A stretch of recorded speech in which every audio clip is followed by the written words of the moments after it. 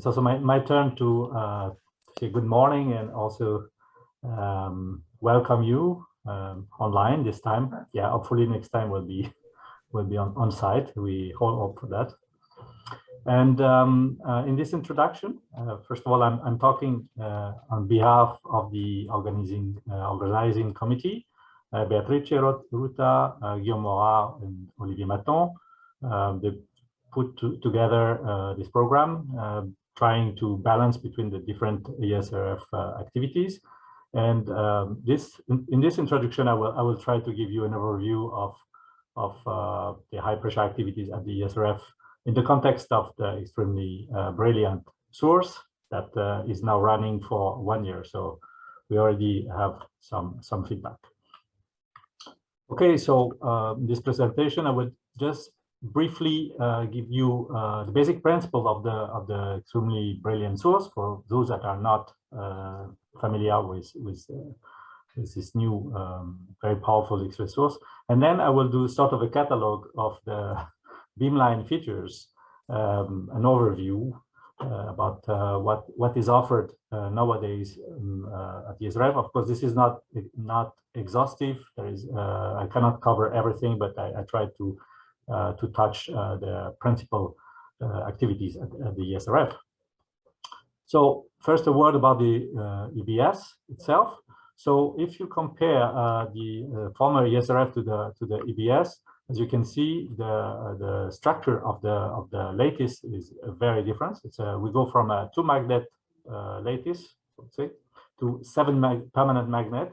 It's a much more complex set of magnets, but very useful because with this kind of structure, you can reduce the horizontal emittance quite a lot. And I would say the major effect of the new lattice, the new storage ring, is that the horizontal emittance is drastically reduced. And as you can see in this image here, you have a huge compression along the horizontal direction. It's not too much affected in the vertical plane, and you get quite almost circular beam. And what comes for free with this is also the coherent fraction of the beam that increased by a factor 100, which is an enormous gain in this domain, especially for at higher energy. Okay, also now some experiments have been performed, and we have done some measurements, and we have some results obtained from the beamline. So as you can see here, this is the beam emitted by a U35 undulator at about 30 meters from the source. And we have a beam that is about 1 millimeter, almost spherical, almost circular. And before EBS, this beam was about 26 millimeters. So it's what I was just saying before, that the EBS leads to a huge compression along the horizontal direction. Also, another consequence of this is that is seen in the next slide here. In this diagram, where you see the undulator spectrum after a silicon 111 monochromator. And you can see that you have very nice, well-defined harmonics. And if you zoom on one of these harmonics, the third harmonics, for example, here, you can see that this harmonic is highly symmetric and with a very narrow bandwidth of about 0.5. And this is extremely important if you want to perform for example, experiments using the ping beam, so directly using the emission from the undulator. As you can see here, a comparison that was done on Beamline ID13 from a U18 undulator. This is the situation now in red, and the situation before the machine upgrade, and you can see that we go from something highly dissymmetric to something very symmetric. So meaning that with the beam like we had before, it was almost impossible to perform diffraction experiments because the energy spread will immediately translate into the diffraction patterns, and you will not be able to use this kind of beam. So this offers new possibilities to work with ping beam. Also, with such a beam, it also offers the possibility to focus it in the easiest way, I would say. And for example, the beam that was obtained on ID27 after the focusing mirror, KB mirrors, at about 50 meters from the source, we got a beam shape highly symmetric and very small, like 2.1 by 2.7 micron, which is at the theoretical limits for this type of mirror at this distance. So this was already very promising measurements that we did about a year ago. So now I will go straight to the high pressure activity at the ESRF. I would say that high pressure experiments are performed at many ESRF beamlines, as you can see in this schematic view of the storage ring. We have more than 15 beamlines that have a significant high pressure activity, using a diversity of X-ray techniques like diffraction, X-ray absorption spectroscopy, inelastic scattering, nuclear resonance scattering, and other techniques are now emerging, such as XPCS, small angle scattering, and so on. We also have and benefit from a diversity of sample environments, the diamond and the cell, of course, that we can couple with cryostat to work at low T, or with resistive heating, or YAG and CO2 double-sided laser heating to work at high temperature. We also have a quite substantial large volume cell program with a permanent multi-anvil press installed at ID6, beamline, and also the parasitic press that can move from beamline to beamline, so for example, from ID27 to BM23 or other beamlines. And also, more recently, at the ESRF, we have started a very ambitious dynamic compression program, including laser-driven experiments at ID24 and ID9, and a gas gun facility that is now also installed at ID19. And with all this battery of beamlines and sample environment, we can study all kind of phenomena to study the electronic, magnetic, and structural modification that can be induced by pressure and temperature conditions. I should say, before I start with the beamline, I say one word about the user support high pressure laboratory, which is really a key ESRF facility to make all these experiments work at the beamline. And I would say that this is a very nicely equipped laboratory with laser drilling machines, a lot of different diamond anvil cells, microscopes, gas loading facility. And actually this is now run by Gaston Gabarino, which spent 25% of his time to manage the laboratory, and Jon Jacobs, who is the permanent laboratory technicians there. Okay, so now I will tell you, I will make a sort of a catalog of the beamlines, which are all, I would say, state-of-the-art beamlines. And I separated them by different X-ray techniques for, of course, diffraction, so diffraction experiments, then absorption, so absorption spectroscopy, inelastic scattering, and I said emerging techniques such as X-ray imaging or XPCS. Okay, so first about the diffraction, there is one setup that is permanently installed at ID6, which is the large volume press.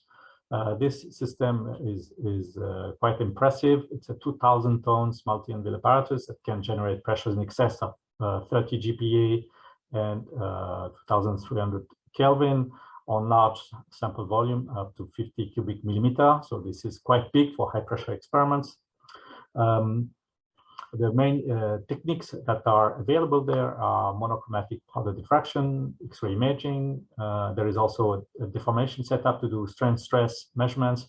And now it's also possible to perform ultrasonics measurements and resistivity measurements in parallel to the X-ray diffraction measurements. And actually, recently they also installed state-of-the-art Pilatus cadmium telluride detector that even improve further the system. Okay, and here it's actually a diagram where it shows where some key experiments have been performed on this beamline. You have the pressure and load, and the maximum pressure they reached was in excess of 30 GPa, but I will not say more about the setup because we have a presentation, dedicated presentation this morning by Andrew Thompson. Okay, another facility that is very important at ESRF is the ID15B. On this instrument, of course, the main techniques is diffraction. The beam characteristics are summarized here. You have a microbeam of between 3 to 10 micron with a very high flux up to 10 to the 14 per second. And this beamline works at a fixed energy, which is quite the optimum for diamond cell experiments. And also this beamline was upgraded with a higher 9M cadmium telluride detector that you can see on this photograph that also produce very high quality data. The sample environment available at this beamline is, of course, diamond anvil cell, but also diamond anvil cell at low T with cryostat and resistive heating diamond anvil cell. The probes that I use, of course, is X-ray diffraction, powder and single crystal diffraction. Actually, the beamline is is mostly optimized for now for single crystal diffraction. You can also do Raman, and of course there is online pressure measurements available at this beamline. Actually, there will be 2 talks today that will give results from this beamline. The one from Virginia Monteseguro and Maxime Bikov. Also, this beamline is open to users since mid-2020. The last diffraction beamline that was very recently upgraded, and actually I gave a presentation yesterday in the plenary. For those who missed, I just make a little summary. So this new beamline will be actually not only a diffraction beamline, but it will combine X-ray diffraction, X-ray fluorescence, and X-ray imaging. The experimental hatch is presented here. It's a large thermostabilized experimental hatch, compatible with the nano beam. We have 3 KB mirrors that we can move in and out for different beam spot sizes and energy domains. There is also 3 goniometers installed on this beamline for laser heating, YAG and CO2, heavy duty where you can install Paris-Sedan press or cryostats, and also a nano goniometer to perform 2D scanning in different modes in imaging, fluorescence, and diffraction. We also have a 3rd granite here that can host a variety of ancillary equipment, including Raman systems, solar slates, or other systems that the users could bring. Also, because of the 3 techniques, we have 3 detector systems like ID15B. ID27 is equipped with a Haiger 2 9M cadmium telluride detector, 1 PCO camera, PCO CMOS camera for X-ray imaging, and the Vortex solid state detector for X-ray emission spectroscopy. And the beamline is now open, since November 2021. A few experiments have already been performed. And just to show you the status of the beamline, this is a photograph of the interior of the experimental hatch with 3 goniometer. This is the heavy duty with the cryostat in place, the nano station, and the laser heating. And actually, this photograph on the right, you can have it's a zoom of the setup that is now installed permanently at the beamline. But it will be 2 presentations today that will deal with this new instrument, the one from Max Wilke and the one from Maxime Bikov. Okay, concerning diffraction experiments, there is also now an activity that involves dynamic experiments, laser-driven dynamic compression, which is coupled to time-resolved diffraction experiment. And this is done, as you can see in this photograph, using a high-power laser that is probing. That is pump, actually. It's the pump which is on the sample. It induces a shock wave, and the X-ray that is the time-resolved X-ray probes the sample during the shock. And this is actually now run for several years with some results. I'll just show you one example of results on bismuth So the target is here, the bismuth target was contained between sapphire and polyimide, which serves as buffers. So you have a laser that comes from the left and an X-ray pulse, 100 picosecond X-ray pulse from ID9 to probe the sample while it is compressed, and the signal is detected on a planar detector, on a CCD detector. As you can, okay. You can see that here you have the pressure temperature phase diagram of bismuth, and you can see that you can probe the different phases at different time scales. You see from phase, you can go phase 1, phase 2, phase 3, and also up to the melting, as you can see here in this diagram. But I will not say more. There is a dedicated also presentation by Arnaud Solier this morning that will tell more about this setup. Okay, so all the diffraction, as you know, diffraction probes long range order, and if you are interested also to the local, to the short range local order, you have to use techniques such as XFs, and we have several beamlines that are specialized in this field. First one I want to say a few words is ID12, which is actually dedicated to polarization dependent X-ray absorption spectroscopy. And really something that is very particular to this beamline is that it can go very low in energy, from 2 to 15 kV. And this is quite important to access the L edges, which actually contains the magnetic signature of materials. So I would say that with the EBS, also this beamline has really benefited from the upgrade with a gain of a factor 10 in flux, and also very important for high pressure experiments. It was a strong reduction of the beam in the horizontal direction. So we go from 2 × 30 to 2 by 2 micron. And this beamline is not only a high pressure beamline, it's also combined different extremes. You can combine, they do very high magnetic field up to 8 Tesla, very low temperature down to 2 Kelvin, and pressure up to 300 GPa, all at the same time. So this is quite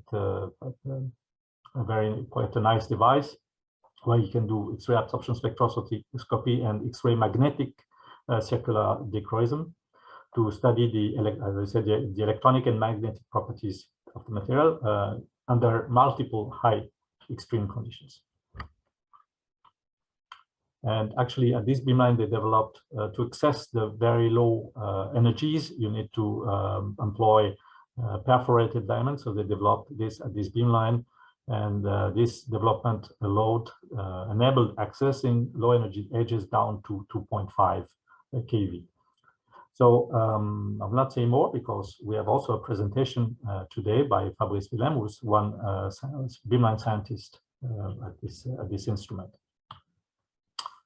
Now a word also about the two other XFs beamline, ID24 and BM23.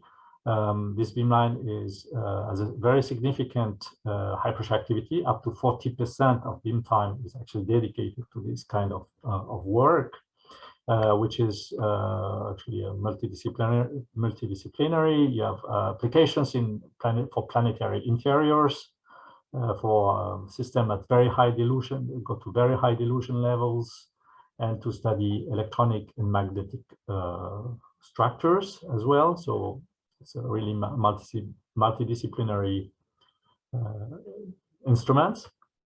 So concerning BM23, here are a few beamline characteristics.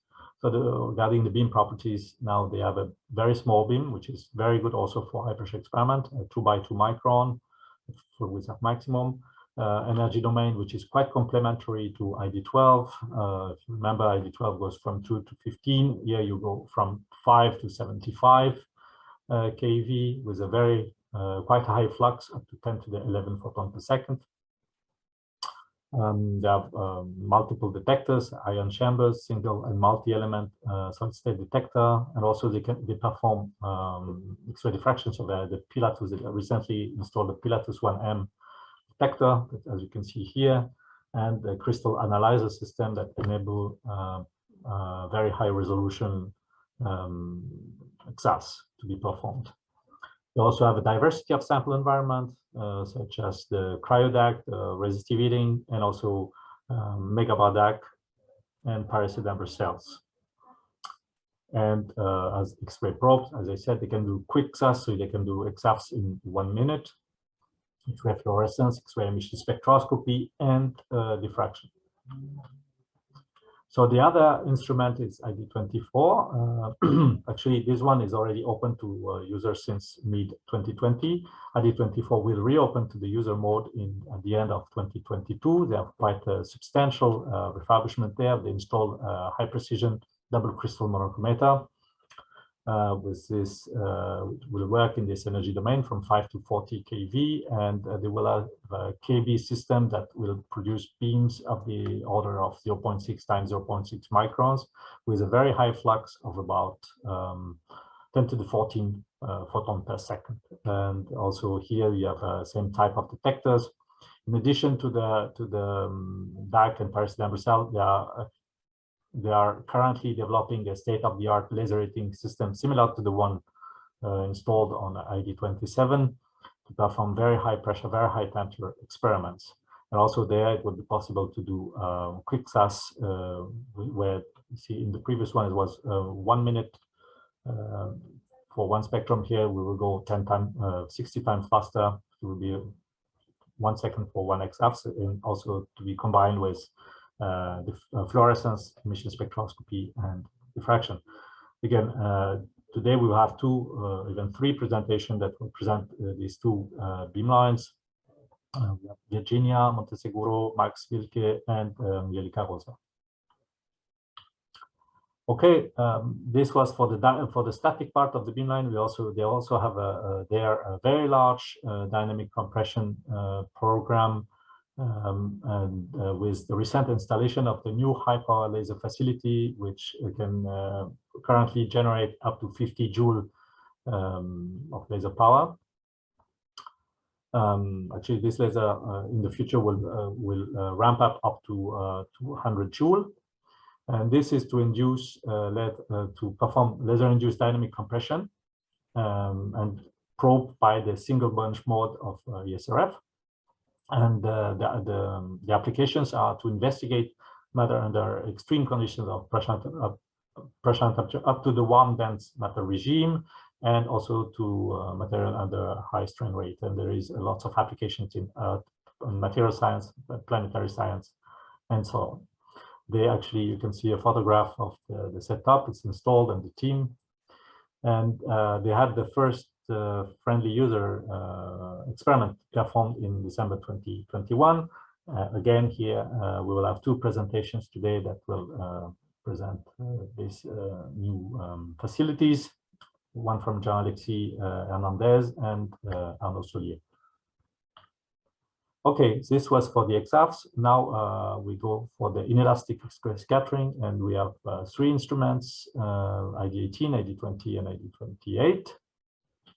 So in this graph, you see that you have the quasi-elastic line, and next to it in this region, you can at 10 millieV energy transfer, you can probe phonons, magnons, and orbitons. At 1 eV, the valence electrons, and so on. So there is dedicated beamlines to look at these different excitations.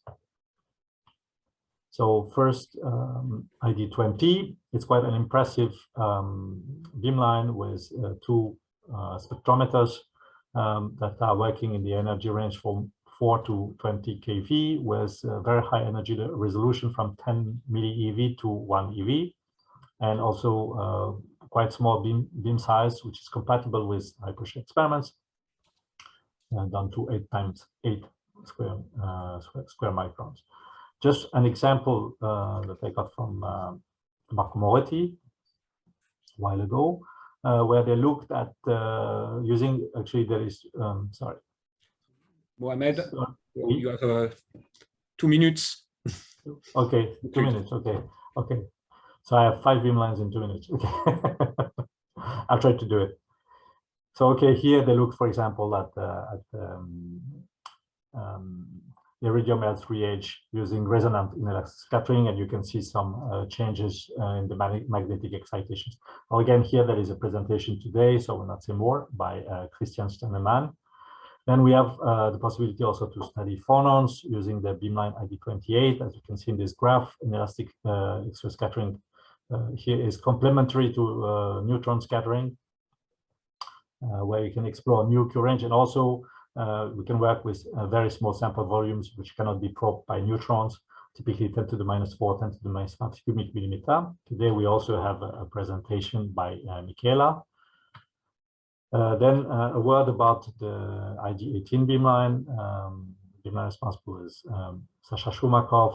Now they have a beam of 3 × 10 micron. So this beamline you can do magnetic spin and oxidation state by using the synchrotron as power source. You can look at magnetic spin and oxidation also by nuclear forward scattering. And also, as for ID18, you can look at phonon density of states and sound velocity. So these are the 3 techniques that can that are available there. And we have also talked today by Ilya Kupenko that will focus mostly on the Mossbauer part. And there is an upgrade going on there. Also, the beamline will move from ID18 to ID14, but it's still running, and the expected beam size in September of 200 nanometer by 200 nanometer, which is also excellent for high pressure experiments. Just one word about the emerging techniques. There is mentioned the laser-driven experiments, but there's other ways to produce dynamic experiments using gas guns and the probe will be megahertz hard X-ray radioscopy, and this is done at the Beamline ID17 at Alexander Rack Beamlines. And you just see the photograph of the setup here and an image of the sample just before the copper flyer hits the target. And final word about X-ray photon correlation spectroscopy that is a completely new techniques. And this method gives access to the slow collective dynamics at the nanometric and atomic scales. For example, to study glasses and liquids, and we have today a presentation by Beatrice Ruta. And actually, that's it. I hope I'm almost on time. Thank you, Mohamed. I think we go for the next session, and yes. I let the floor to Alessandra. Hi, everybody. So welcome to this first section of this symposium, which is dedicated to the static and dynamic compression, which are 2 complementary paths to reach the extreme conditions. So before starting this session, I would like to remind some rules for the meeting. So just to remind you to keep the micro and video off during the talk. And if you want to ask a question, please raise your hand and turn the video on, or you can also write the question in the chat. And also when you have done, when the answer is given, please keep back to turn the microphone off and lower your head. So we can go for the first keynote talk, which is given by Professor Malcolm Mcmahon from the University of Edinburgh, who will talk about the new generation of a high pressure diffraction experiment at the ESRF-EBS. So Malcolm, you can share the screen. Okay, thank you very much. Let's have that. So you have 30 minutes. We keep 25. Is that visible? Yes. Excellent. Okay, thank you very much, everybody. Everything that could possibly have gone wrong with my computer this morning has gone wrong.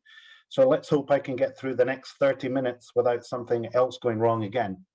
So I was asked to speak on the next generation of high pressure static studies that we conceive of doing at the new ESRF-EBS. And this is the machine we're all getting very excited to use. The first of the 3 big 3rd generation machines that has upgraded to this new magnetic lattice.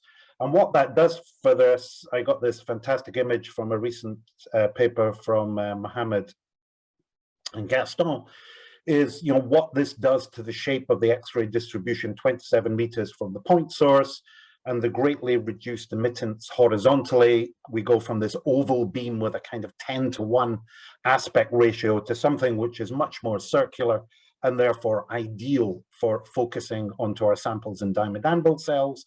And the other fantastic thing is that the peaks from the undulators are much narrower, 4 times narrower, much more Gaussian in shape, which means we can essentially use these unmonochromated. That 0.5% delta E over E is very similar to what you get from a Sasse distribution from the European X-Vel, for example, and we can do perfectly good diffraction experiments with the delta E over E of 0.5%. Now, people are using these asymmetric undulator spikes resonances at the moment out at the APS. This is a recent paper from the Livermore group, and you can see you get these very asymmetric, odd-shaped diffraction peaks.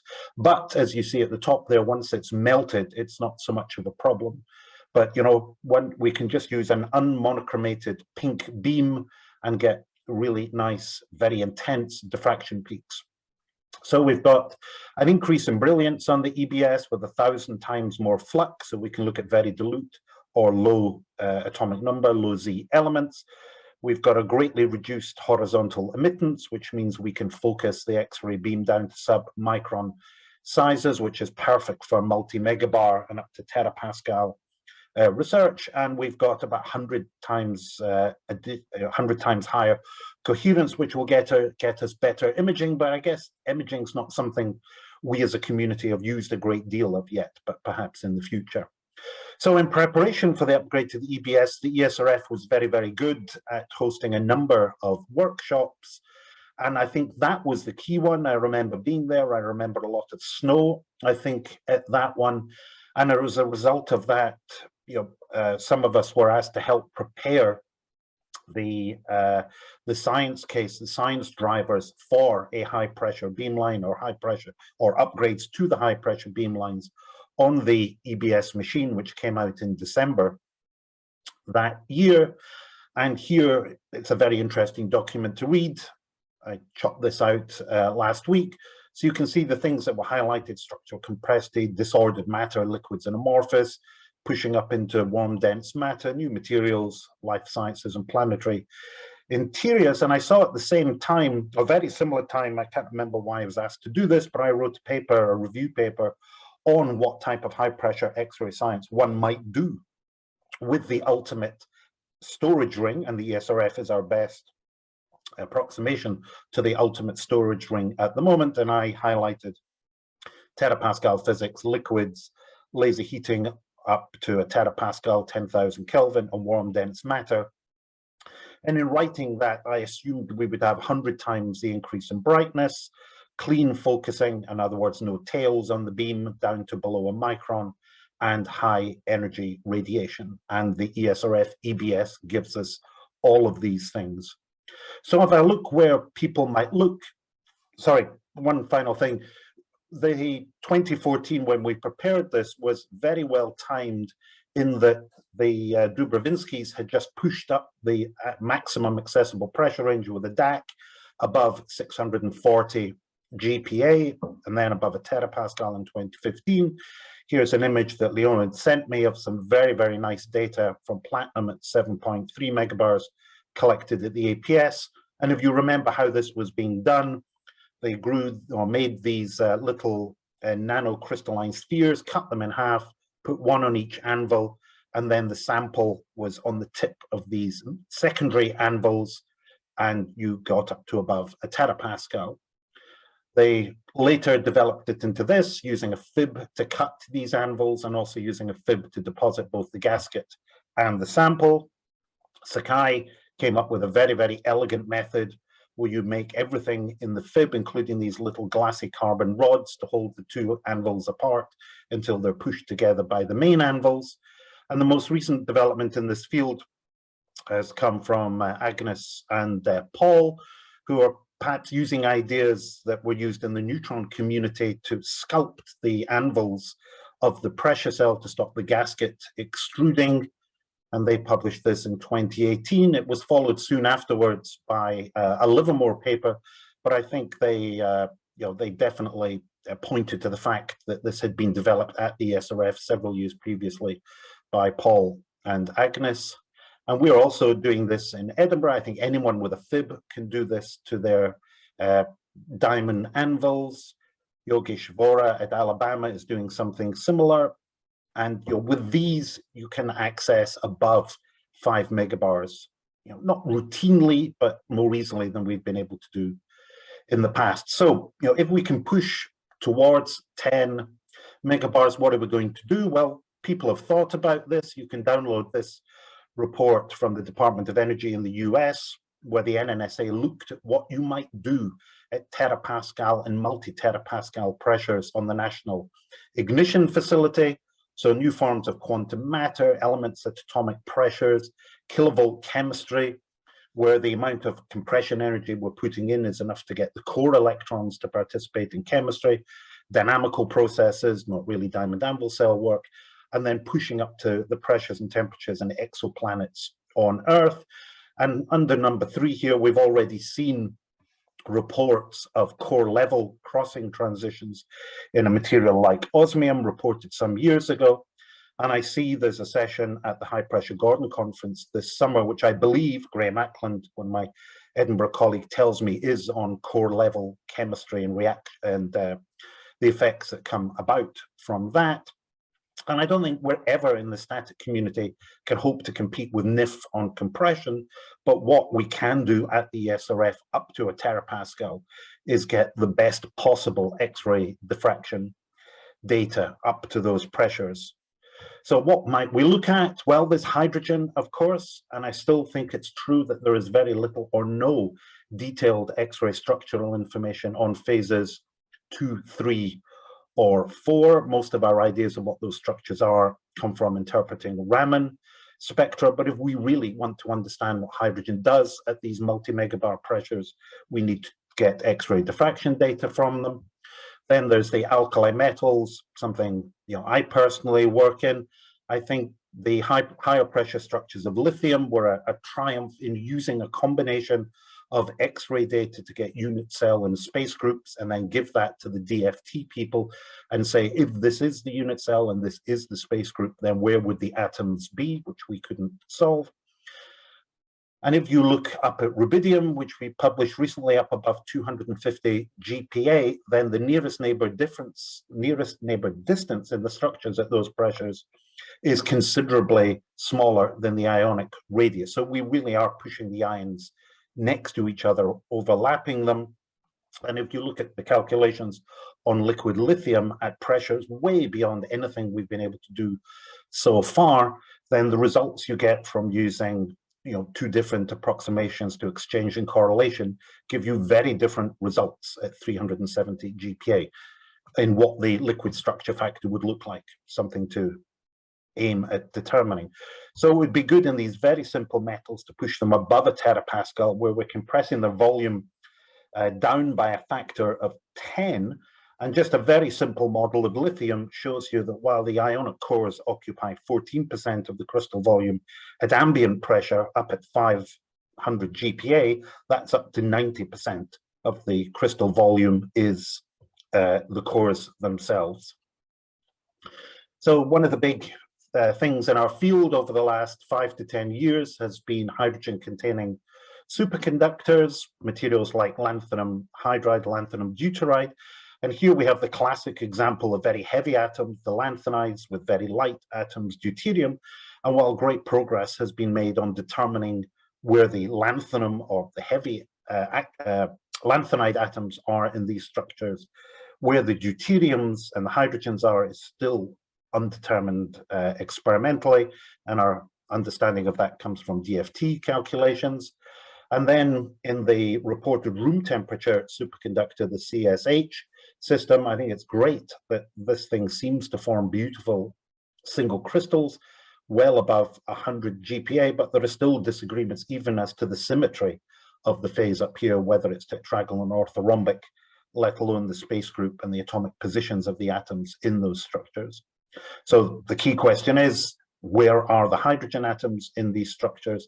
And a lot of our current analysis relies on analogous structures in AB2 compounds or ABX compounds, but how valid those are really in telling us where the hydrogen atoms are has still to be determined. So again, the liquid, let's look at the liquid in amorphous state. I think this great data on phosphorus came from Spring 8, but very similar data was collected at the ESRF shortly afterwards, showing this phase transition, liquid-liquid phase transition. Great advances have been made at the ESRF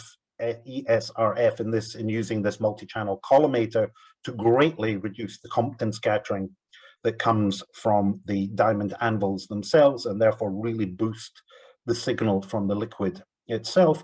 But if you look at all of that data and where we're getting to in Q, it's about 8 to 10 inverse angstroms, and that is well below what the liquid and non-crystalline community would expect. So here's a pattern from liquid mercury that gets out to 10 inverse angstrom, but that was collected in 1930, not in a pressure cell.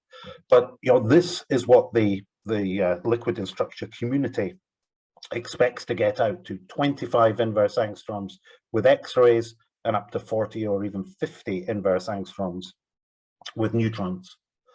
So what would we look at?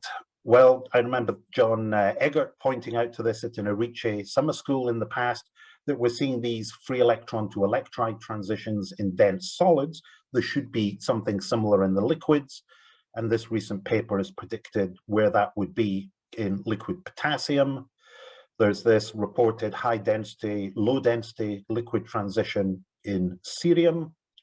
Hydrogen itself, the most difficult liquid to extract radial distribution data from, but again, using this multi-channel collimator at the ESRF, that has been done. There's a spectrum at 3.5 GPa, but what we would like to do, of course, ideally, is get up to the fluid H2 plasma transition, which is extreme pressures in temperature compared to anything we've been able to do at the moment. And there are other materials, plenty of calculations and papers out there. This one's on CO2, showing molecular liquid to polymeric liquid transitions in the liquid state. So this studies of liquids and amorphous materials will benefit greatly from the use of the pink beam, using a whole harmonic from the undulators without any further monochromatization. But we need higher angle data, higher Q, which means either getting a smaller wavelength, getting out to larger 2 thetas, and having much greater detector coverage, maybe using multiple detectors. And we need to get the background still further, which is either using the multi-channel collimator and or something else that clever people have still to dream up. And so finally, get more extreme states of matter is getting up into this warm dense matter region. So this is the region between the liquid phase and the plasma phase, where modeling this is extremely difficult when the kinetic energy and potential energy terms are similar. And to get there, we're talking about high-ish pressures, but temperatures in the EV, so greater than 10,000 Kelvin, which is something that we really haven't been able to do much of with diamond anvil cells in the past. So probably our best chance of doing this at a synchrotron is with pulsed laser heating. This is being done by several groups. I just picked this paper from Alex Goncharov here to demonstrate the idea. And then what we're having to do is synchronize pulses of infrared heating from the laser with the X-ray pulses from our synchrotron, and perhaps summing over tens, hundreds, thousands of shots in order to build up a signal. Although again, this will benefit greatly from using the pink beam. And this would be a great advance. Nothing really, there was a spectroscopy study at the ESRF on iron, I remember, pushing up towards the warm dense matter state, but being able to get a temperature of, let's say, 0.5 megabar and 10,000 Kelvin in a diamond anvil cell would really be transformative, and it's not something we've managed to do before. So just to conclude, what conclusions in the future, The ESRF-EBS will enable us to do extreme conditions research that has previously been inaccessible at synchrotrons, but is something that people have thought about for the best part of the last decade. I think it does bring synchrotron extreme conditions research closer to both dynamic compression research, and we're going to have talks on that later today, and also XFEL, extreme conditions research. You know, the number of photons in these pulses from machines like the ESRF-EBS are pushing up towards what XFELs can also give us. I think the highest PT conditions are not likely to be obtained at synchrotrons. My view is that both XFELs and big lasers are going to give the more extreme pressures and temperatures, but where I think synchrotrons will be best is giving the best quality data at a given pressure and a given temperature. I think also that, you know, progress and developing, pushing forward our knowledge is likely to be best advanced by research programs used across XFEL, synchrotrons, and dynamic compression. I think in the past, there's been too much distinction between people using diamond anvil cells and people using dynamic compression.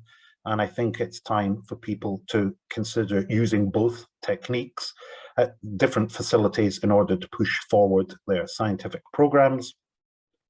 And finally, the next decade is going to be extremely interesting. The APS and Spring 8 synchrotrons are upgrading or will upgrade soon, but at the moment, the ESRF-EBS has a great opportunity to push forward DAC research into areas that simply haven't been possible before. And I haven't really shown much of our own Edinburgh data, but I'll acknowledge my current colleagues in Edinburgh and current collaborators, and I'll finish by thanking you for your attention. Thank you very much. Thank you, Malcolm. We have pretty time for questions. So are there any questions? So you can either raise the hand or write it in the chat.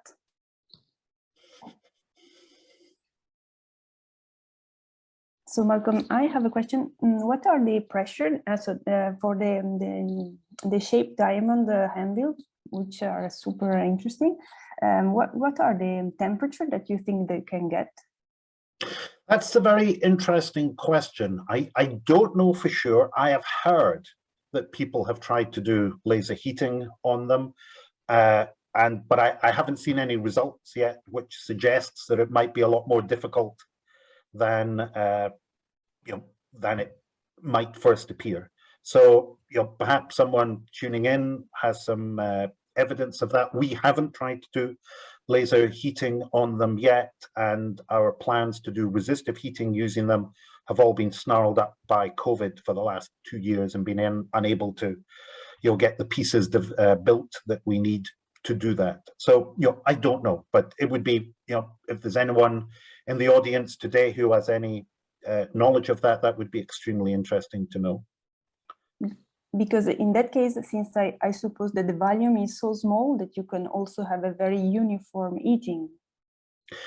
Yes, I think one of the things we're looking at the moment is just what are the strains on the diamond tips under those conditions. Can the diamonds themselves survive being heated? And of course, your sample is extremely small, yet you've still got to try and get some thermal insulation in there somehow. So our culet to start with is only 10 microns across, with maybe a 5 micron or 7 micron hole. And so trying to load something in there with a micron or so of thermal insulation above, below, and around your sample is not easy. Okay, thanks. So Guillaume, you have a question? Yeah, I'm just wondering regarding one key parameter is the metrology for this extreme terapascal and very high pressure. And I was wondering if for the metrology, the crossing the dynamic compression and the static compression to have a better metrology is something that people should push in the future. Absolutely. So you'll know from our XFEL experiments back in back in November, and there is a difficulty knowing the temperature in dynamic compression experiments, and how we can do that, perhaps using thermal equations of state established from classic diamond anvil cell and laser heating experiments. I would think would be a very useful contribution to that community. So we know at dynamic compression or X-FEL experiments we can get to very high temperatures, but what are those temperatures is more difficult. Whereas this is a problem that the static diamond anvil cell community have essentially solved over the last 20 years with the standard temperature measurement techniques. Yeah, because crossing both sides and trying to match the problem with shock compression is that we need also the internal energy. So it's not like to make the equation of state or so on. It's very difficult to get the temperature. But I'm wondering if there is progress to do on the shock compression to get lower temperature measurements, and if there is something to do with the diamond anvil cell to get higher temperature also. Just to cross both sides. Yes, I mean, people, I didn't show them, but many talks would show a PT space with various colored shapes showing what we can access with the DAC, what we can access with the lasers, both shock compression, which gets very hot very quickly, or the more isentropic compression using ramped pulses, which keeps it colder to much higher temperatures. But again, with machines like the NIF, where they can play around with the pulse shaping a great deal, people are beginning to tailor pulses so they can access PT space, which hasn't been accessible to them before. But I think machines like the EBS also will allow the DAC community to also access these areas. And we've still to see whether we see the same thing. Do you see the same thing on second timescales with a diamond anvil cell that you see on nanosecond timescales with a laser? And there are people who are skeptical that we can then push that to what we would expect to see in a planet that's been there for the last few 100 million years. Yeah, thanks. Any other question? So in this way, I also have another question. We have talked. I heard you talk about a lot about the dynamic DAC. Which will be in between in the temporal regime, it will be in between shock and static. So very interesting for answering this kind of question or addressing this kind of issues. And so is there any opportunity that you see for that using the EBS, ESRF-EBS? Well, I think Peter Lehrman's talking this afternoon on specifically on the dynamic DAC. So for those who don't know, this is what gives us access to kind of millisecond compression timescales. So second with a membrane DAC, microsecond with impactors, nanosecond with lasers. But if we want that millisecond region, then this is using piezos to push the diamonds together on those timescales. And there was an experiment done at the European X-FEL back in October, where you basically push up the pressure and then collect a pattern from every pulse that came out of the European X-FEL with a spacing of a few hundred nanoseconds. And that worked very well. So again, I think there are more than enough photons in each pulse, in each X-ray bunch from the EBS to give us a diffraction pattern. And so I think you can conceive of doing very similar experiments, that you just ramp up the pressure, and while it's ramping up, you just open the shutter and collect 100, 1,000 diffraction patterns. You've got to have a detector that will collect each one individually, of course. But I think the photons are certainly there to get the diffraction data. And you could combine that with heating and other things simultaneously. There's a last question from Patrick Bruno. Thank you. What do you think of progress to be made on the structure determination of solid hydrogen? That's a really critical point and well, so issue. We've had a go at this in the past at the ESRF. So you can grow a single crystal, let's say one of the lower pressure phases, like the megabar or something. You can grow a single crystal of these phases that's big enough to get diffraction from. You ideally need to grow it in an orientation that gives you access to as many reflections as possible. I think the once or twice we've tried it, the alignment of the crystal was not well aligned relative to the cell body to get a lot of diffraction data out. The unit cell is extremely small, therefore in reciprocal space the peaks are a long way apart, so you don't see many of them. But I think if you could grow a crystal that was on its side and put in very high energy X-rays, then I think there is now enough intensity there not only to see one or two reflections, but to see enough to get some idea of the structure. So do I understand correctly that the bottleneck is the size of the unit cell, which makes it difficult to have multiple bright peaks in the cone that is accessible? Yes, when we looked at it, the crystal grew in such a way that we could just see one plane of reflections and maybe one or two additional reflections. We simulated at the time, if the crystal grew on its side, then we'd have seen a lot more. But we saw few reflections, but I think with an extra 1,000 a 1,000-fold increase in flux, the crystal you could grow on its side, and high enough X-ray radiation to get as many reflections as possible, then yeah, it would be good. I'm sure someone's planning to do it. Okay, thank you very much, Malcolm. And I think excellent. we can thank move you, to the... and apologies for not being able to get on with more than a few minutes to spare. No worries, everything went well. So okay, let's move to the dynamic compression experiments. So Jean-Alexis Hernandez will talk about the X-ray absorption spectroscopy under dynamic compression at the ESRF with the new high power laser facility. So, Alexis, you have 15 minutes.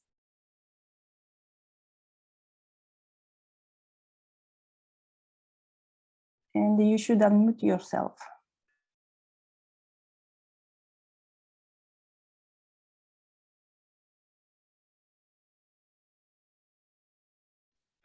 Yes, do you hear me? Now we hear you, and yes. You can share the screen. Yeah. Do you see the slides? Not yet. Ah, okay. It was working here earlier. Yes. Yes, now I think we see your screen. Yes. But not, yeah, perfect. Okay. So good morning, everyone, and thanks for the previous discussion to introduce part of the complementarity between static and dynamic compression. So in this talk, I will mainly focus on dynamic compression, and I will present the current status of the high power laser facility that we are setting up at ESRF. So it's a laser-driven dynamic compression platform, which in its first version, HPLF1, is coupled to the energy dispersive branch of the X-ray absorption spectroscopy beamline. So this project emerged from the needs of experimental data in various fields related to matter under extreme pressures and temperatures, such as Earth and planetary sciences, fundamental physics and chemistry, in particular in the warm dense matter regimes, but also for material undergoing high strain rates. And here are the diagrams that Malcolm was talking about. So many developments have been done during the last years to tackle these scientific questions. And the resulting panel of high pressure static and dynamic compression map completely the entire, map a large part of the high pressure temperature diagram. And in orange here, you can see the range accessible by dynamic compression, either using a laser, gas gun, or other plate impact experiments. And in blue here, the range accessible to static compression, either in large volume presses or DAC. So Dynamic compression is more suited to explore the high temperature part of condensed matter and especially the warm dense matter regime, whereas static compression is more suited maybe for condensed matter before X-rating and laser pulse heating. So of course, compression times are much smaller in dynamic compression. And now we can, different techniques span the different compression time scales, but as we said, all these time scales are still pretty small compared to planetary bodies. So at ESRF, the HPLF1 facility, so here you have the maximum pressure temperature expected. So we expect to reach under shock compression around 1 terapascal and several tens of thousand Kelvin. And in DAC experiments also at ESRF, we would mostly reach milder temperature conditions, but this will be focused so in a later talk, so in previous talk on ID27 and later talk on ID24. One limit that encountered dynamic compression was it has long been limited by the absence of bright and short enough X-ray sources for its situ X-ray experiments. But now, thanks to the advent of XFEL and timing mode in synchrotron, both all X-ray diffraction, X-ray imaging, emission, and absorption have been proven to be achievable.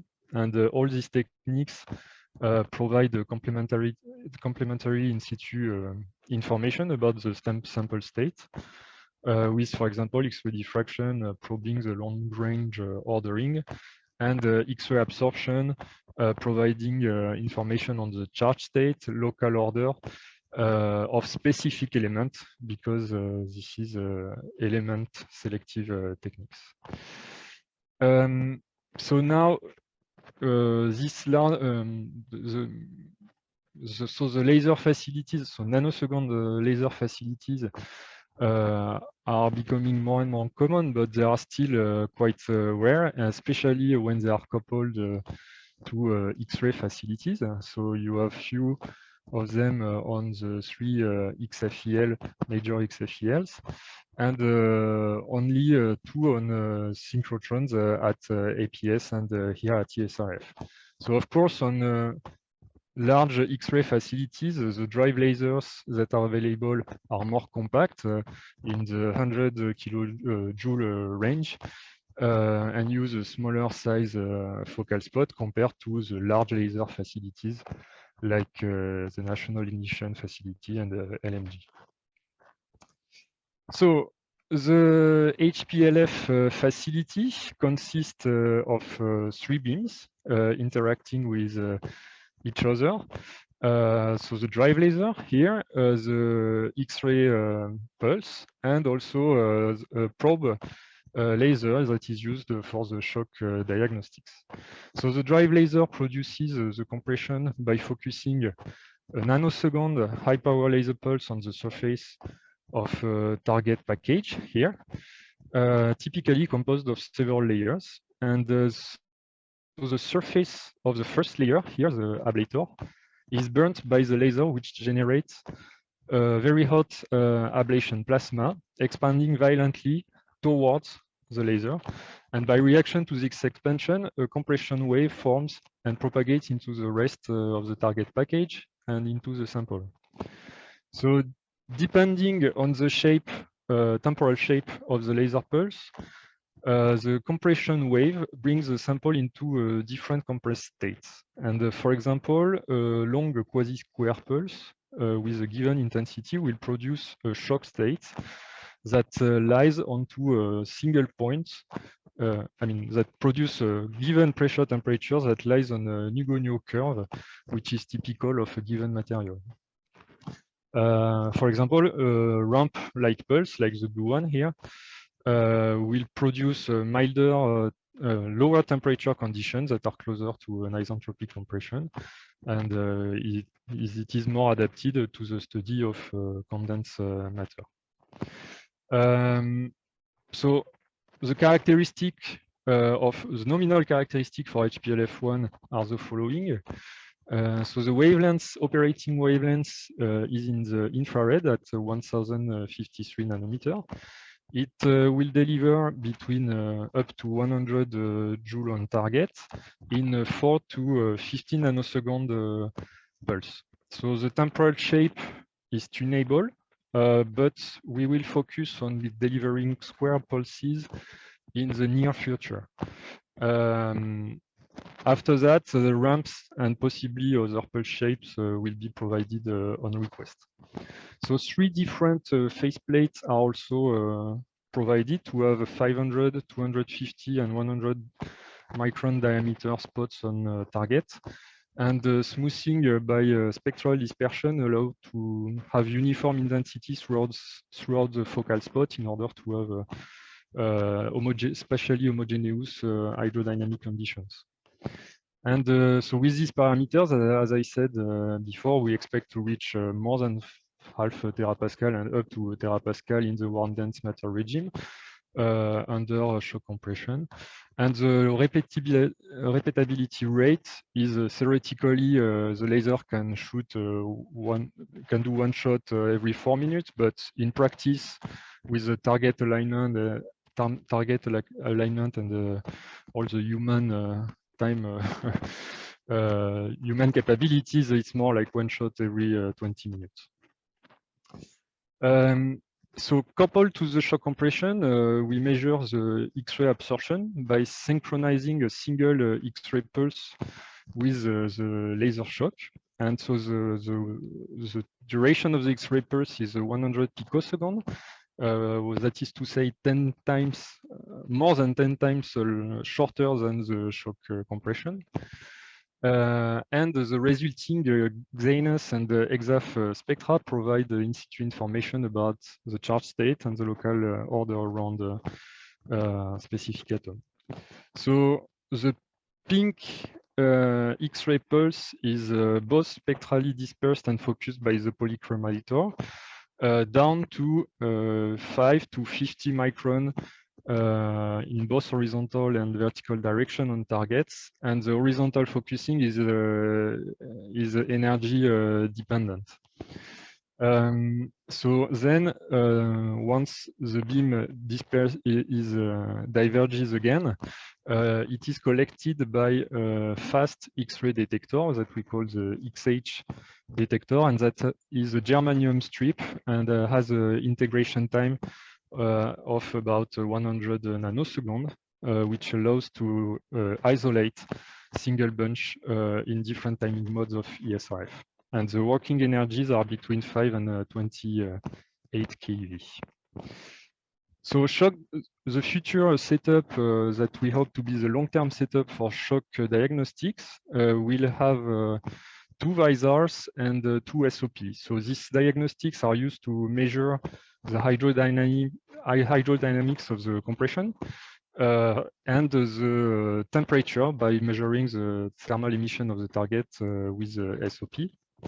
So they record the space-time images and the history of the shock. This the measured velocities. The visor measures characteristic velocities of the shock, and these velocities can be directly related to the pressure and density via Rankine-Hugoniot in certain cases. And in other cases, like ramp compression, they at least provide anchor points that are used for hydrodynamic simulation, whose parameters are then adapted to match the recorded history and deduce the pressure. So finally, this diagnostic play an important role in characterizing the drive laser focal spot as well, because they have a 1D spatial information. And so the field of view on target will be around times 30 to be able to see the compression for the different size of focal spots. However, the current setup is more limited and is composed of one visor and one passive reflectivity measurement. So the probe laser is currently loaned for experiments by Lilly Laboratory, and the visor was loaned by Oxford University. And the strike cameras, so we have 2 strike cameras that were given by ATDR. So I will quickly show you our first shot that we performed in December, and that was directly coupled to a single bunch XAS. So badly for us, we were only able to shoot during the first day and the last night due to a piece of glass that broke into the laser. So our experimental setup was the following.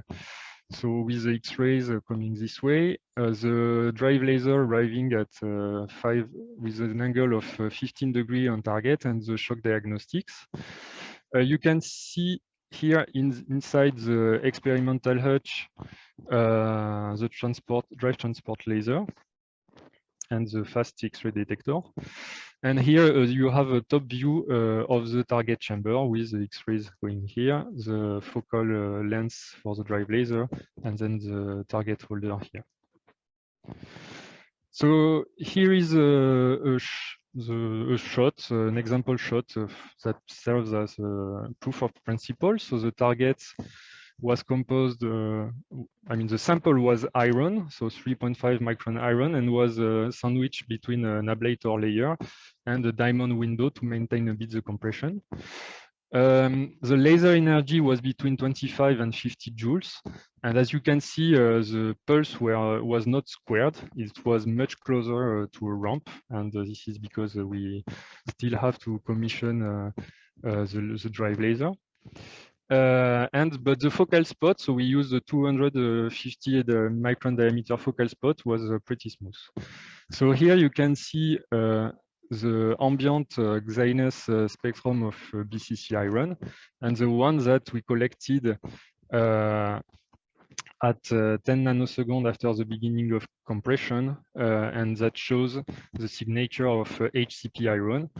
And from the history that we recorded with shock diagnostics, so here's the visor image, we have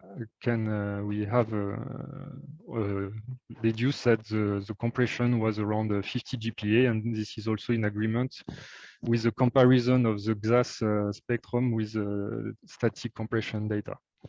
So the future for HPLF in 2022 will be to deliver square pulses to reach the 100 joules, and this is currently being installed this week, to be able to deliver different pulse duration, and also to use all the 2 other faceplates that we have.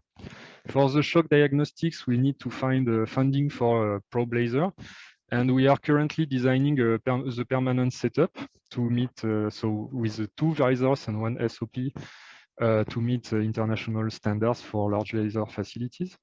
And we submitted the BMBF application to fund this. Concerning the XAS, the X-rays, so we will improve the XAS signal by replacing a mirror in the beamline, and we are also going to test a new fast detector head. So the next user operations are in July and December, and we hope that the drive laser pulse will be, as we already got, a nice square. Finally, the next natural steps for HPLF are part of the HPLF2 project, which aims at first, upgrading the drive laser to 200 joules in order to reach higher PT conditions, which implies also a frequency doubling to 527 nanometer in order to mitigate the laser plasma instabilities and avoid the preheating of the sample. And second, the HPLF drive laser will be transported and coupled to a second beamline in order to perform time-resolved X-ray diffraction, imagery, and also emission spectroscopy, therefore providing a full range of time-resolved measurement using HPLF drive capability.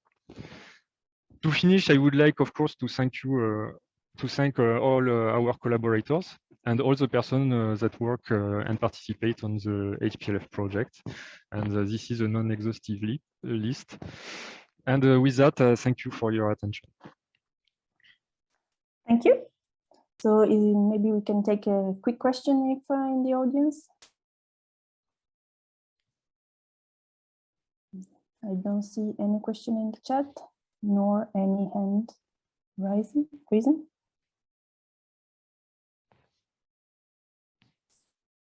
So maybe since we are on time, we can move to Arnaud. Thank you, Alexis. Yes, you're welcome. And Arnaud Solier from CAA in Polyurethane, who will talk about the dynamic compression facility at the ESRF, and he will talk a little bit about the past experiment and 2 future opportunities. Well, good morning, everybody. Can you hear me? Yes, perfect, and we can see your screen. So Jean-Alexis provided you with an overview of the current technical status of the HPLF facility. And Olivier kindly asked me to kind of review all the history of the past experiments that led to the development of this project, and also the future projects which are ongoing in order to ensure that we will finish the project and move to the phase 2 of the HPLF project. So basically, you've seen this in Jean-Alexis talks. So the project is currently in the phase 1 of its development, which means that for the moment, there is only a 100 joule laser which is coupled to the X-ray absorption spectroscopy beamline. Jean-Alexis already gave you all the technical details, and you can find more details in these publications. And the laser will reach its full capability in 2022. But in my talk, I will also address the question of the phase 2 of the project, which is foreseen after 2023. Jean-Alexis already told you that there are 2 aspects in this phase 2 of the project. The first one is an upgrade of the laser.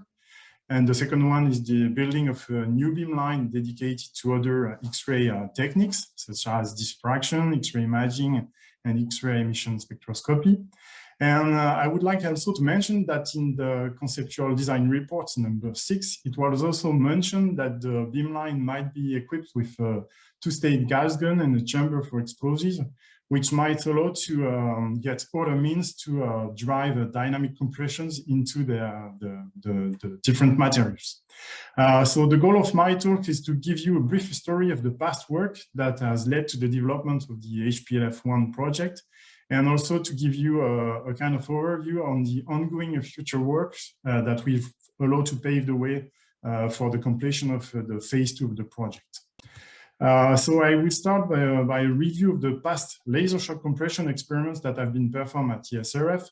I underline laser because there are many different other kinds of dynamic compression experiments that have been performed, for example, using gas guns, pulse power machines, but that's not the topic of this talk. So here is a general chronology of the past laser shock experiments that have been performed mainly on 3 beamlines: ID09 for the diffraction, ID24 for the X-ray absorption spectroscopy, and ID19 for the X-ray imaging.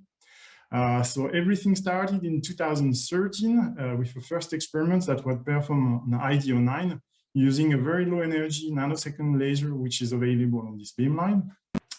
Then we moved to ID24 in 2014 to perform the experiments that has been done on iron to study iron in the warm dense regime. For this experiment, we moved a portable high power energy laser, which is available at CA, and the experiment was quite successful. So it was duplicated in 2016. We moved again the laser at ESRF, and this time we wanted to address many different materials, for example, tantalum, molybdenum, iron nickel alloys, and other materials were scheduled. Unfortunately, we damaged both the XH detector and the GCLT laser. but we succeeded to get nice results. And this is really the star, which is in the middle of this graph, which is the launch of the HPLF project. On the ID09 beamline, we've done more experiments starting from 2016. This was the real first successful experiment, which was performed with Richard Briggs on bismuth and tin. And starting from this date, we have implemented a creating device, which has allowed us to study both the fast transition in bismuth and tin, starting from created samples at 300 kelvins. On the X-ray imaging beamline, there have been two main laser shock experiments that have been performed in 2016 and 2018. For the first experiments, they used a Gaia tailless laser to shock compress polymer foams. They get nice results, which I will show you later. And there has been a second experiment where they use a Titan laser, which was provided by AZDR. So in this talk, as I have a limited amount of time, I will focus on 3 of these experiments and give you some of the results that have been obtained. So the first one is the study of the kinetic fast transition in bismuth that was performed with diffraction and ID09. As you can see on the top right, we used a confined geometry setup in which the laser is focused on the bismuth sample through a sapphire window. There is a backing layer of polyimide to sustain the pressure in the bismuth. And using this configuration, we succeeded to get a homogeneous compressed state, which is moderate pressure, about 10 GPa, but uniform inside the samples. So we have studied the evolution of the transition inside the material by changing the delay between the pump and the probe. And what we saw is that bismuth 1 transformed to bismuth 5 for pressure which are quite low. It starts at around 4.3 GPa. And the evolution of the phases that we observe is bismuth 1, which gives bismuth 5, and then released to a metastable bismuth 2' phase, and then a recrystallization into bismuth 1. We never observed the bismuth 3 compressed Osgeist structure, neither on compression, neither on release. And what we saw also during this experiment is that we observed a metastable bismuth phase around 3 and 4 GPa, which has previously been also observed in X-ray diffraction experiments performed at the LCLS. So as I mentioned previously, we have developed a resistive heating laser system with 1000 Kelvin heating capacity. It has been used to perform experiments on bismuth sample created respectively at 400 and 500 Kelvin. And in this case, in both with the two different starting temperature, we observed the following sequence of phases. We start from bismuth 1, we transform to bismuth 5, then we reach the liquid, and we finally recrystallize into bismuth 1. An interesting feature is that the bulk melting from bismuth 5 phase occurs very rapidly. It takes less than 0.5 nanoseconds to occur. And if we compare the phase diagram that we achieve under dynamic compression to the one which is obtained under static compression, for example, with diamond on vessels, we see that the melting lines are all shifted, which is characteristic of a superheating, which is about 60 Kelvin. Now we move on to an experiment that has been performed on ID24. The goal here was to study the possible fast transformation in tantalum, because previous publications have shown that there might be a transition from BCC to HCP omega phase at a pressure which is about 70 GPa.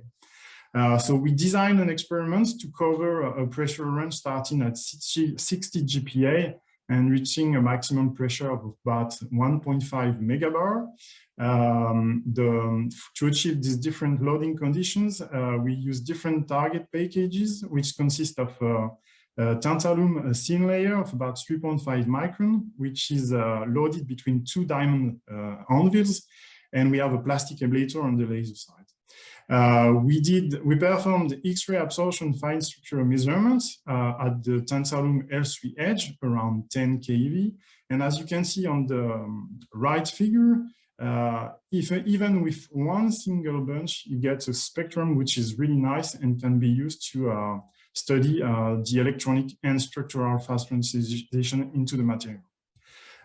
So as I mentioned, we have followed the evolution of the white line with the pressure. You can see it on the left. And on the bottom left, you have a comparison between the results which were obtained in the experiments here and with the theoretical ab initio calculation. And what we see is that in all the experiments that we have performed at 4 different loading conditions, we never observe the characteristic features of the omega phase, which are broadening of the white line and a shoulder at about 9.9 keV. So the last experiment which I want to focus on is an experiment which has been performed on ID19 to study the shock compression of polyurethane foam. On the top right, you can see a tomographic view of this foam. This is a very low density polyurethane foam, which contains more than 75% porosity. So for this experiment, they have used a similar confined geometry setup, which is shown on the left.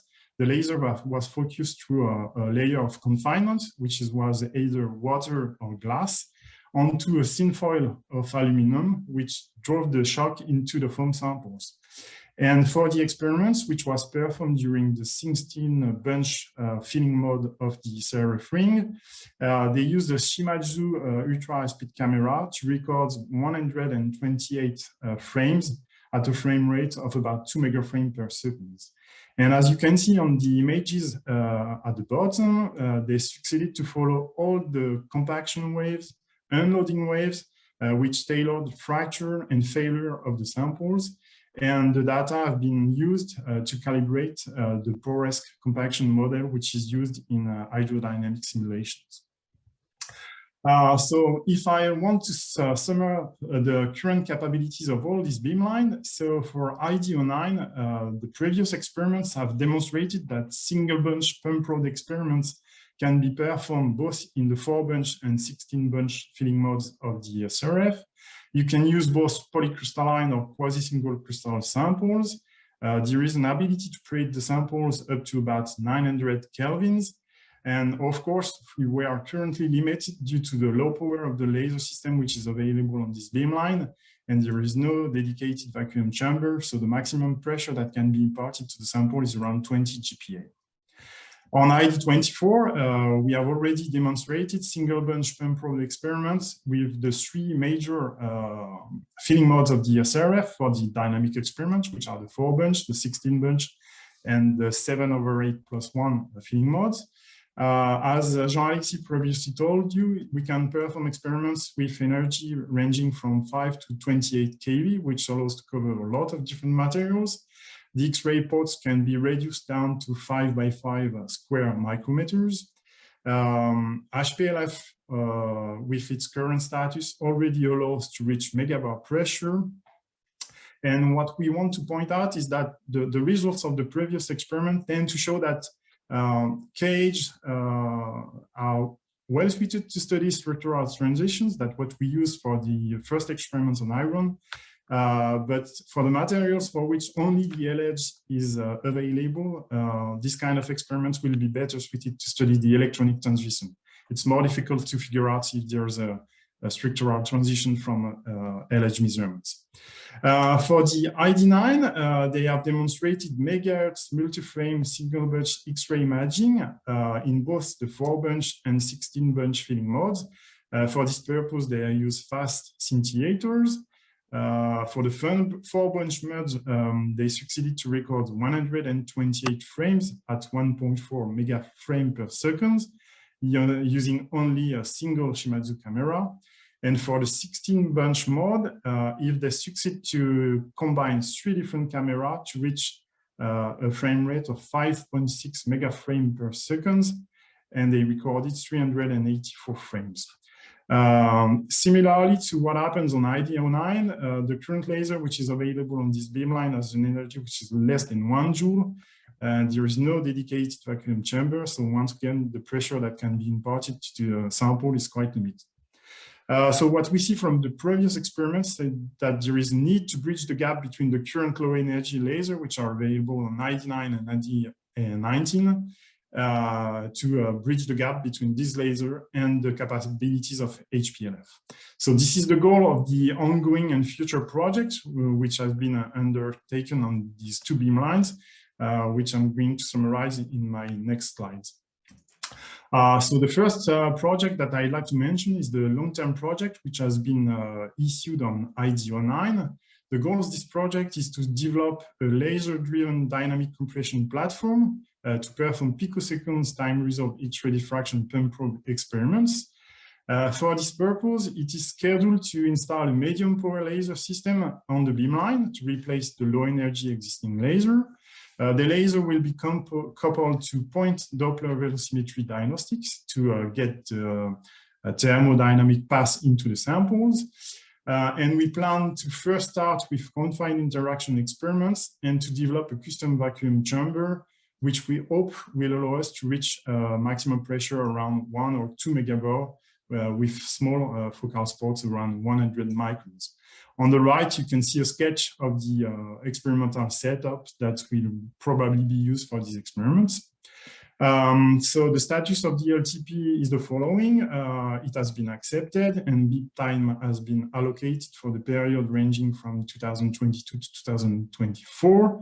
The laser is already purchased. It will be an X-Pla custom laser with maximum energy greater than 5 joule at 1 omega and greater than 2.5 joule at 2 omega. The pulse duration will be about 6 nanoseconds. The installation is scheduled around September 2022. We need to discuss this issue with the staff of ID9. Along with the laser, we will install a dual PDV fiber system, which has been developed with EDIL. And of course, there is a pending CA-ESRF collaboration agreements. What is scheduled is that the laser facility will be open to third-party users starting from 2033 or 34, depending on when we end the commissioning of the laser. And we also want to have the ability to use the laser on other beamlines, for example, to perform experiments on ID19. There is another interesting project for the dynamic compression experiments, which this time is on ID19. This is the Shockbag Project. This is a new community-driven mode of access, which is dedicated to the study of materials under rapid and extreme loading. It is based on the block allocation group model, which is extensively used for biology-related studies. Laser shock experiments are one of the 5 different techniques and teams that have been highlighted for the project. And this is the proposed roadmap for the laser shock experiments that we plan on ID19. In the first stage, we will use the existing Quantel Brilliant laser, which is available on the beamline. Of course, due to its low power, we will use confined laser matter interaction. There is a pending proposal which will be submitted by the Alkali Metals community in order to characterize the shock waves generated during post-laser ablation in liquids. The stage 2, which will certainly occur after 2022, would be to use a polarized DLS plus laser. There is a possibility to have a loan agreement with the PIM laboratory in Paris. And in this case, we will develop a dedicated vacuum chamber to reach higher pressure. And the stage 3 after 2023 might be to use the X-Pla laser available on ID9. Or maybe also we could move our GCLT portable laser to perform experiments on ID19.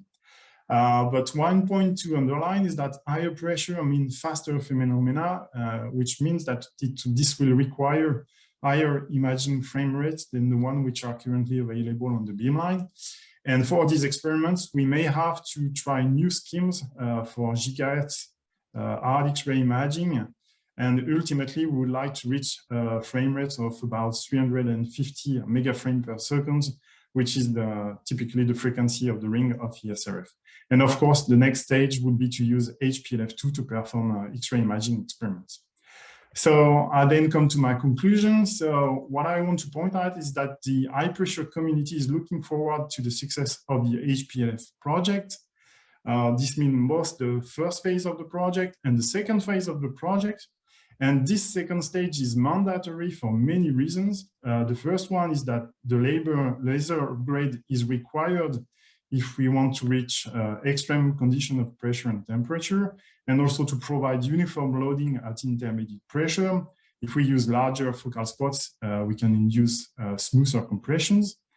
We also need new beamlines allowing to use different X-ray techniques, such as diffraction, imaging, or spectroscopy, because these techniques are complementary. For example, the ability to compare X-ray diffraction and X-ray absorption in the same loading condition will make HPLF2 a unique facility in the world. This can't be done anywhere else. And I'd like also to mention that X-ray imaging and X-ray diffraction are very complementary techniques for material-related studies. And the combination of both techniques opens new opportunities. There have already been proof of principle experiments that have been conducted at the MECN station at ELCLS, and it will be really nice to be able to perform such experiments at ESRF. So the ongoing project on ID09 and ID19 must pave the way for HPLF2. They have been developed and proposed for this purpose. We need to address and try to solve all the existing technical issues. We need to improve the experimental configuration and also the detectors and diagnostics, for example, for the X-ray imaging. And one point that must be also discussed is that we need to refine the scientific cases to be addressed. As already pointed out by Malcolm, we won't be able to reach PT conditions, for example, similar to the ones that can be achieved on the large-scale laser facilities. But we need to focus on the fact that we will have really nice quality data with this synchrotron radiation from the EBS, and that maybe that extreme conditions are not the only possible highlights, and there are many fundamentals and engineering applications that can be obtained and studied at intermediate conditions, which are achievable typically with 100 joule class laser. So I like to acknowledge all the people which have been involved in all these experiments on all the beamlines. I hope I did not forget anyone. And with that, I'm done. Thank you. Okay, thank you. We are a little bit above schedule. So now there's a break. So if anybody wants to go, but there's we can stay just for a few questions if you want. So Rafaela. Yes, thanks, Arnaud. It was very nice overview of past and future. I have two small questions. For your point velocity measurement, what is the spatial, how much of the surface of the target you see, you monitor? Well, it depends the kind of probe that you use. You can use collimator or focuser. So we have probes with focal spots ranging from a few tenths of microns up to millimeters if you want. So it's really depending on which kind of experiment you want to do. Basically, if we use a 100 micron focal spot for the laser drive, we will try to have a point velocity measurement, which is lower. Yeah, very small. Okay. And last question, maybe I got lost. For the bag project on ID19, this also involves the gas gun, or because you mentioned all this all the laser. I had a limited amount of time, so I really focused on the laser shock compression experiments, but there are 5 different techniques which are scheduled in the frame of the project. So the first one is gas gun, which is driven by Dynekins. There is also pulse power, an explosive chamber, and also optic soundbar for mechanical related studies. Okay, thanks. Guillaume, a quick one, because we have the break and we should be back at 11. Just a quick one regarding the future for this kind of laser shock. Do we plan to make some bag, or there are also the hub code, because there was some discussion during the plenary of Annalisa Pastore regarding the new way to gather a proposal into big. Do you think you can lead one of the bag on the laser shock or something like that? I don't know. Oh, well, I'm not a good person to answer this question. You should rather ask the question to Rafaela or Lydia. I don't know. But I agree with you that I think it could be a good idea, because what we saw in the previous experiments is that we need to be several different teams to bring the target, the expertise on the diagnostics, on the loading, and so on. It's really difficult for only one team to manage such experiments. So. Yes, this is something that was proposed for ID24 as well. We are thinking about this. Maybe it will come later. For the moment, the organization is up to us, but it may come. I mean, maybe we will also see the example of ID19 before, if it works, and then we might implement it as well. Okay, we should end it here.